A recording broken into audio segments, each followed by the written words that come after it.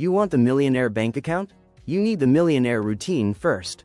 Becoming wealthy isn't about hitting the lottery, it's about engineered discipline. Today, I'm giving you the 5 foundational habits of self-made millionaires. Habit number 1. They compound knowledge. The average person reads for entertainment, millionaires read for acquisition. Whether it's market trends, psychology, or new skills, they consume information that directly translates into earning potential. They know their income usually hits a ceiling right where their knowledge does.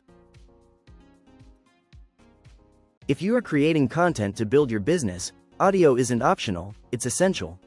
Rode microphones are the industry standard for crisp, professional sound that commands authority. Upgrade your audio today with Rode. Back to the list. Habit number 2. Strategic frugality. They don't look rich, they become rich. They live below their means to invest the difference. They only buy luxuries from the passive income their assets generate, not from their primary paycheck. Habit 3. They despise having only one income stream.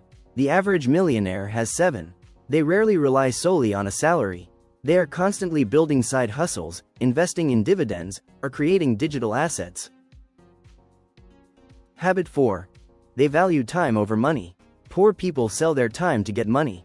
Rich people use money to buy back time.